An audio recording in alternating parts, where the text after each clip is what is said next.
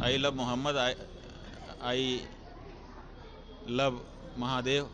बताइए, महादेव पूजा का विषय है कि लव का विषय है? ये महादेव की अवमानना है, मोहम्मद की हमको नहीं पता है, मोहम्मद वाले जाने। ये महादेव का असम्मान है, महादेव का अपमान है। महादेव के साथ ऐसी भाषा का प्रयोग हम लोग नहीं करते हैं। सरकार तो लगातार हिंदू राष्ट्र का भी दावा करती है। हाँ, हिंदू राष्ट्र का दावा करती है, लेकिन हिंदुओं के लिए जो जरूरी है हिंदू गुण, वो उसमें दिखाई नहीं देता है। आप समझिए कि कोई भी हिंदू होगा, अगर वो शक्ति संपन्न हो जाए तो क्या वो अपनी माँ को काट काट के बेचेगा? ऐसा तो नहीं हो सकता। लेकिन इस सरकार ने ये दुर्लभ उदाहरण पूरे विश्व के सामने रख दिया है कि हमारे पास ताकत भी है और अपने आप को हम हिंदू भी कह रहे हैं, फिर भी गौ हत्या करके गौ मांस का निर्यात कर रहे हैं। तो ये जो कार्य है, इससे पता चलता है कि ये सरकार कहती कुछ है और करती कुछ है। चुनावी साल है, वाद विवाद का दौर है। इस बीच उत्तर प्रदेश में जो I love Mohammad, I love Mahakal का भी विवाद शुरू हुआ, हिंसा हुई। क्या लगता है, चुनाव को लेकर हो रहा है या फिर साजिश? ये असली मुद्दों से जनता का ध्यान भटकाने के लिए। I love Mohammad, I love Mahadev. बताइए, महादेव पूजा का विषय है कि लव का विषय है?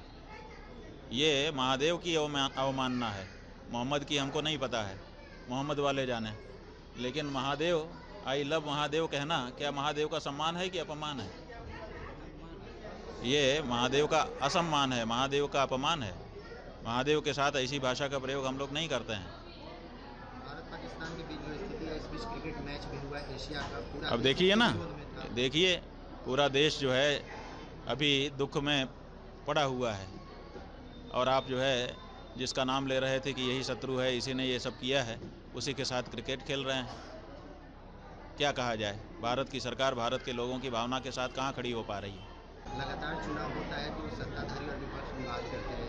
विपक्ष एक बार फिर चुनाव में नेपाल में हिंसा में जो जेनजी जो युवा थे, युवा पीढ़ी को फिर लाने की बात कर रहे हैं। नेपाल जैसी दूसरा भारत में करने की बात कर रहे हैं। देखिए, नेपाल हो चाहे भारत हो, हिंसा के जरिए अपने लक्ष्यों को प्राप्त करना सभ्य समाज में अस्वीकार्य है। जो सभ्य समाज है, वहाँ पर हिंसा के जरिए अपने लक्ष्यों को प्राप्त नहीं किया जा सकता है। हम एक ऐसा लोकतंत्र देख रहे हैं जिसमें संसद भवन को ही फूंक दिया जाता है। अगर ऐसे सत्ता प्राप्त होगी तो वो सत्ता भी फिर इसी तरह की हिंसा के माध्यम से किसी समय गिराई जा सकती है। इसलिए नेपाल में जो कुछ हुआ वो दुर्भाग्यपूर्ण है। किसी भी देश को अपनी सभ्यता को दांव पे लगा करके उसकी नकल नहीं करनी चाहिए, भारत को तो विशेष रूप से। अगर आपके पास उंगलियों में आपकी ताकत है, आप अपनी उंगली में ताकत को क्यों नहीं पहचान रहे हो? जब चुनाव आए आप क्रांति कर दो बटन दबा करके। तो जब बटन दबा करके आपको क्रांति करने का मौका है तो आप हिंसा का क्यों सहारा लेंगे? वोटर वेरिफिकेशन हुआ, घुसपैठियों का मुद्दा भी बना रहा। भाई, घुसपैठिए किसकी सरकार के समय में आ गए? उस सरकार को पकड़ा जाना चाहिए और उस सरकार को अपनी जिम्मेदारी स्वीकार करना चाहिए जनता के सामने आकर के कि मेरे सरकार के समय में घुसपैठिए आ गए। क्यों नहीं आपने उनको रोका?